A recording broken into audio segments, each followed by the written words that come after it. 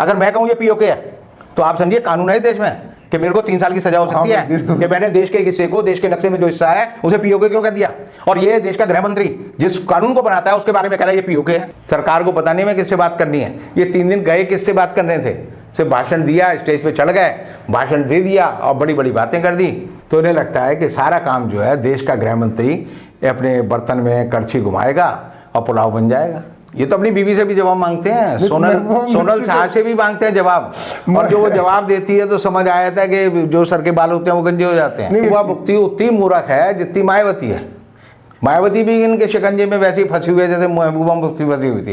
एक हसीना ने पहली बार भारत सरकार के खिलाफ अगर कोई कड़ा बयान दिया है तो पहली बार अब दिया है मोदी जी के राज में। 50 लाख की टोटल पॉपुलेशन है जम्मू रीजन की, उसमें 5 लाख लोगों को रोजगार दे देंगे, मतलब वहां पर 12.5 लाख लोग अगर बेरोजगार हैं तो ये हर दूसरे बेरोजगार को रोजगार देने की बात कराए, कहां से दोगे? कोई इंडस्ट्री लगी हुई है? दोस्तों आदाब है, मैं निसमत खान हिंद वॉइस से आपसे मुखातिब हूँ। रविंदर जी मेरे साथ हैं, बहुत बहुत खैर मकदम स्वागत है रविंदर जी। रविंदर जी, एक चीज़ चल रही है देश में कश्मीर की बड़ी तेज़ी से।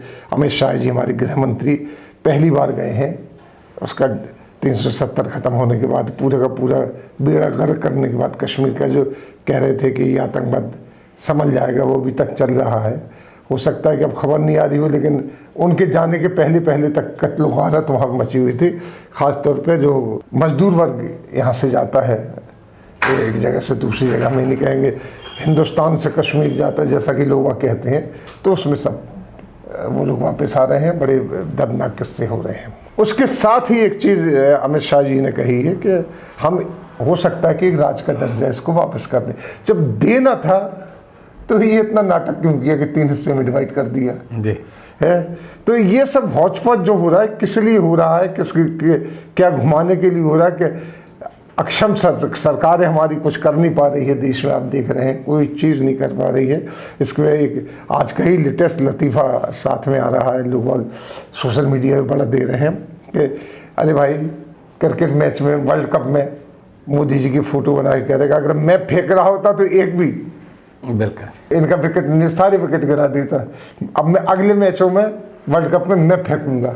अब फेंकना डिफाइंड नहीं किया, तो ये हो क्या रहा है? एक हो ये रहा है कि कश्मीर का मुद्दा जो है, जिसे हम कहते हैं कि भीड़ के छत्ते में हाथ देना, वो भारतीय जनता पार्टी ने 5 अगस्त 2019 को कर दिया। अब इन्हें सूझ नहीं रहा हम क्या करें। अब देखिए आप, राजनीति जो है वो गणित की नहीं है कि आपने 2 + 2 किए तो 4 हो गए और 4 में से 2 घटाए तो 2 हो गए। अब अमित शाह कह रहे हैं कि हम आपको राज्य का दर्जा दोबारा दे देंगे। क्यों दे देंगे? नहीं, ये रिवर्स इंजीनियरिंग या रिवर्स आपका ये फिजिक्स थोड़ी है कि जो आपने माइनस किया तो उल्टा हो गया। आदमी बच्चा पैदा होता है, जवान होता है, बुढ़ा होता है। अब अमित शाह कहेंगे मैं तेरे को दोबारा बच्चा बना देता हूँ, तो पुनर्मूषको भव कहानी तो है हमारे यहाँ, बहुत बड़ी कहानी है कि वो चूहा था, चूहे को साधु ने कहा इसकी चूहिया से शादी करूँ, अच्छा नहीं लगता, तो फिर वो उसको कहता है जी इसको मैं वो बिल्ली बना देता हूँ। फिर बिल्ला उठाया तो उसे कहा इससे इसकी शादी कर दूँ, अच्छा नहीं लगता। फिर उसे अल्टीमेटली कहा इसे शेर बना देता हूँ। जब शेर बना दिया तो फिर ये लगा कि इसकी शादी करता हूँ, तो शेर आया तो वो साधु पे ही झपट पड़ा, तो उसे कहा पुनर्मूषको भव कि तू दोबारा चूहा बन जा। अब इन लोगों को जो है पौराणिक कहानियों से, कथा कहानियों से बड़ा प्यार है, तो इन्हें लगता है कि सारा काम जो है देश का गृह मंत्री अपने बर्तन में करछी घुमाएगा और पुलाव बन जाएगा। तो कश्मीर का ये पुलाव बना रहे हैं, और पुलाव बनाने के बाद इनको पता चल रहा है कि पुलाव की जगह तो गुड़ गोबर हो गया। अब जो कश्मीर के हालात हैं तो उसके बारे में पुराना शेर मुझे बार बार याद आता है। जब भी मैंने जैसे पता चला अमित शाह कश्मीर जाएंगे, और जैसे ही वो गए तो मुझे कश्मीर के हालत पे जो हालत है आज के समय, तो मुझे एक शेर याद आया कि मर्ज बढ़ता गया जूं जूं दवा की कि ये जो है मर्ज को बढ़ाने वाले मरीज नहीं है, ये मर्ज को बढ़ाने वाले डॉक्टर हैं, इनके बस की कुछ नहीं है, लेकिन ये डींग हाँकते हैं और डींग हाँकने से समझते हैं कि हम जो है सर्वगुण संपन्न हैं। अब इन मूर्खों के चारों ओर जो इनके चमचे बैठे हैं, जो इनकी हर अदा पे कहते हैं वाह वाह क्या तीर निशाने पे मारा है, वो इनकी बड़ाई करते हैं और ये कश्मीर का सत्यानाश करने में लगे हैं। आज ही अखबार में जो पहली लाइन है, पंच लाइन है, वो ये है कि मोदी जी के गृह मंत्री अमित शाह ने कश्मीर में जाकर तीनों परिवारों से मुलाकात, उनके 70 साल के कामों का जवाब मांगा है। अब सवाल आता है कि जवाब मांगा, अबे भाई जवाब मांगना है तो 26 महीने से तुम्हारी सरकार है, 26 महीने से ईडी तुम्हारे साथ है, सीबीआई तुम्हारे साथ है, एनआई तुम्हारे साथ है, सीबीडीटी तुम्हारे साथ है, तुम उनको इशू करो कोई कि भाई तुम्हारे पर अच्छा, आरोप। इसमें एक सवाल और करता हूँ मैं आपसे कि महबूबा मुफ्ती, उससे भी जवाब मांगा इन्होंने? ये तो अपनी बीवी से भी जवाब मांगते हैं, सोनल शाह से भी मांगते हैं जवाब, और जो वो जवाब देती है तो समझ आया था कि जो सर के बाल होते हैं वो गंजे हो जाते हैं। नहीं, महबूबा मुफ्ती तो इन्हीं की क्रिएट की हुई थी। इनकी क्रिएट नहीं है, वो मूर्ख औरत थी। महबूबा मुफ्ती उतनी मूर्ख है जितनी मायावती है। मायावती भी इनके शिकंजे में वैसे ही फंसी हुई है जैसे महबूबा मुफ्ती फंसी हुई थी। तो ये जो है औरतों को, भक्तों को, बेवकूफ़ों को, बच्चों को बहला लेते हैं और फिर उन पे जो है उनकी बेइज्जती करते हैं। कोई भी आदमी अपने साथ के किसी भी आदमी के साथ चलता है, सज्जन आदमी जिसे हम कहते हैं कि सज्जन अगर 4 कदम साथ चलते हैं तो दोस्त हो जाते हैं, लेकिन ये तो जो है सज्जन अपने दोस्तों की पीठ में छुरा भोंकते हैं। ये जो है धोखेबाज हैं, ये जो है मायावी रूप वाले लोग हैं, ये कभी किसी के सच्चे नहीं हैं। से संगी बच्चा कभी ना सच्चा, ये हमारे बचपन में है, हम बहुत सुनते थे, तो लोग ये कहते हैं संगी बच्चा कभी ना सच्चा। तो ये सच्चे नहीं हैं, ये देश को बर्बाद करने वाले लोग हैं और इसीलिए देश को बर्बाद कर रहे हैं। वो तो सब ठीक है, देश को बर्बाद कर रहे हैं, ये गए बड़े तामझाम से, और पहले तो इन्होंने डिक्लेयर किया कि सब इंटरनेशनल मसला नहीं है हमारा मसला, उसके बाद विदेशों से डेलीगेशन इन्होंने वहाँ भेजना शुरू कर दिए, ये सारा कुछ। अब इस मसले का गड़बड़ सबसे ज़्यादा ये हो रहा है कि पहले तो अकेला मुस्लिम कंट्री जो इस्लामिक कंट्री टर्की, वो खुल के बोल रहा था इनके लिए, अरब कंट्रीज़ नहीं बोल रहे थे। हालांकि OIC जो है उनके सारे लोगों ने कश्मीर का साथ, पाकिस्तान का साथ दिया कश्मीर के ऊपर। अब अजरबैजान कंट्री है, बिल्कुल, और पावरफुल कंट्री है, मिलिट्री पावरफुल है, बिल्कुल बिल्कुल। उसने खुले आम ये कहना शुरू कर दिया कि हम कश्मीर पे पाकिस्तान की पॉलिसीज को सपोर्ट करते हैं। तो इस तरीके से इनका तो पूरा पूरा करता चला जा रहा। फिर एक दूसरे, एक चीज़ आप ये देखिए कि कश्मीर में ये विदेशी इन्वेस्टमेंट करा रहे, UAE ने कितने अरब डॉलर का इन्वेस्टमेंट कह रहे हैं। वो तो उन्होंने कहा है कि भाई अगले साल तक 52,000 करोड़ रुपए का विदेशी जो निवेश है विदेशी वो कश्मीर में आ जाएगा, कश्मीर में आ जाएगा। और उसके लिए बड़ी, चूंकि गृह मंत्री जा रहा है तो कोई इवेंट जरूर होनी चाहिए, तो इन्होंने एक श्रीनगर से शारजाह के लिए इंटरनेशनल फ्लाइट भी शुरू कर दी, जो सोमवार, बुधवार और शुक्रवार जाएगी। तो ये जो है बड़े तरह से न्यूज़ बनाने की, हेडलाइन की तो इनकी खबर रहती है। भाई एयरलाइंस जाना तो कोई इन्वेस्टमेंट नहीं है। नहीं, एयरलाइन जाएगी तो ये दिखाना चाहते हैं कि वहाँ के लोग हमारे आएंगे, जैसे कश्मीर में नॉर्मलसी हो गई है। लेकिन वहाँ का, जब हिंदुस्तान का आदमी की हिम्मत नहीं हो रही, बिहार का आदमी सबसे बहादुर होता है, कहीं भी जाके रोजगार कर सकता है, वो वहाँ से भाग रहा है। कश्मीर में जो रहने वाले जो गैर मुस्लिम है वो वहाँ से 10,000 भाग आए। मुसलमान मारे जा रहे हैं वहाँ पे, मुसलमान मारे जा रहे हैं, सिक्योरिटी फोर्सेस के लोग मारे जा रहे हैं। अभी भी जो आप देखिए 11 तारीख से जो है एक मुठभेड़ चल रही है जो आज तक जारी है, आज तक जारी, अमित शाह के रहते हुए भी जारी है। आज भी 2 लोग मर गए। आप देखिए 15 लोग जो है सिक्योरिटी फोर्सेस के मर गए, 13 सिविलियन मर गए, 18 जो है आतंकवादी जिन्हें कहते हैं वो मर गए। उसके बावजूद भी हालत नहीं सुधर रहे। और ये जो हमारे जवान बहादुर हैं, अमित शाह जी ने कल ही भाषण दे दिया जम्मू में कि हम जो है जम्मू के 5 लाख लोगों को अगले साल तक रोजगार दे देंगे। अब इससे पूछो कि 50 लाख की टोटल पॉपुलेशन है जम्मू रीजन की, उसमें 5 लाख लोगों को रोजगार दे देंगे, मतलब वहाँ पर 12.5 लाख लोग अगर बेरोजगार हैं तो ये हर दूसरे बेरोजगार को रोजगार देने की बात कराए, कहाँ से दोगे? कोई इंडस्ट्री लगी हुई है, अब वहाँ पर कोई फैक्ट्री लगी हुई है, किस में दे देंगे? नेट बंद है, नेट बंद है, अखबार छपते नहीं। और आप देखिए कि वहाँ पर जो है कश्मीर का आवाम जो है सड़क पे निकल नहीं सकता, कि मुसलमान आदमी अपनी बात को कह नहीं सकता। और वो उन्होंने 45,000 पता नहीं कहाँ से रंगरूट इकट्ठे कर लिए श्रीनगर में, और वहाँ उनको भाषण दे दिया कि आप POK की हालत देखो और कश्मीर की हालत देखो, मिला लो दोनों हालतों को, हमारी कश्मीर की हालत अच्छी है।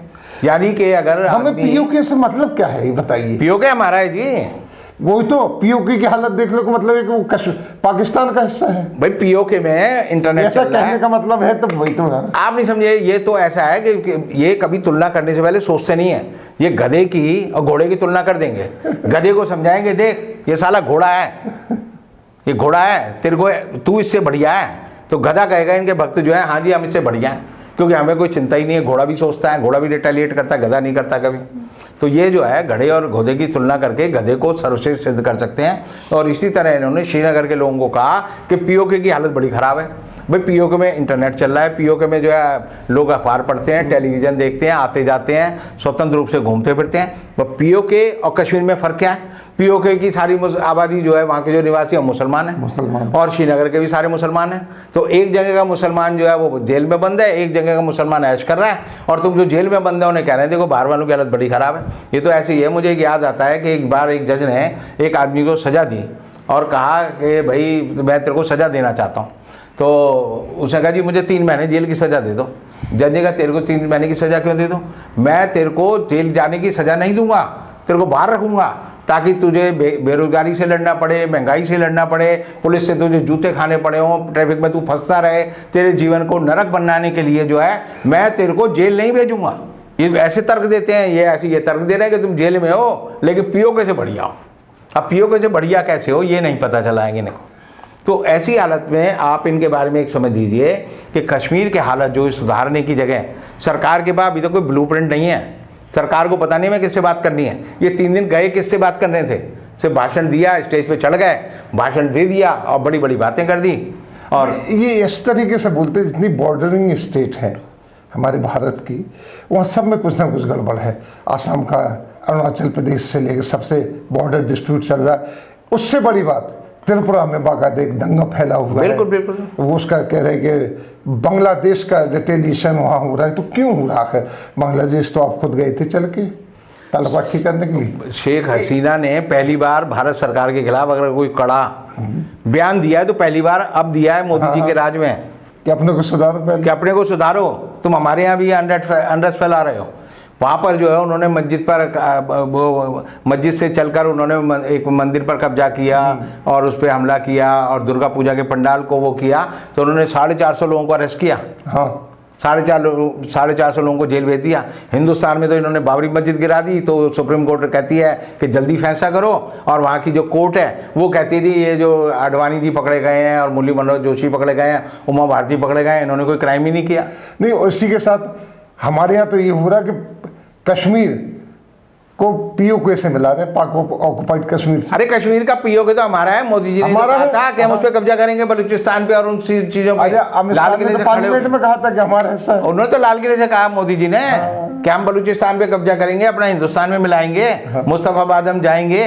और लाल किले से कहा और अपनी बात भूल गए। अब कह रहे हो पीओके है। अगर मैं कहूँ ये पीओके है तो आप समझिए कानून है इस देश में कि मेरे को 3 साल की सजा हो सकती है कि मैंने देश के हिस्से को, देश के नक्शे में जो हिस्सा है उसे पीओके क्यों कह दिया। और ये देश का गृह मंत्री जिस कानून को बनाता है उसके बारे में कह रहा है ये पीओके है। तो इसका मतलब इसे खुद नहीं पता कि मैंने किया क्या है। एक चीज़ और बताइए कि जिस तरीके से बयान देते हैं तो एक तालिबान है जो भी आया है, जिसके बारे में ये कहा जा रहा है कि तालिबान इफेक्ट है।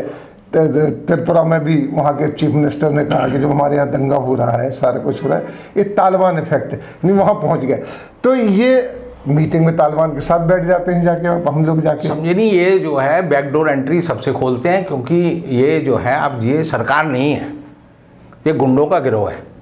गुंडे सत्ता में आ गए। जैसे वो आते हैं ना कि शोले फिल्म में थी तो वो बसंती कहती है घोड़ी के बारे में कि मेरी इज्जत खतरे में है, अपनी इज्जत भी बचा।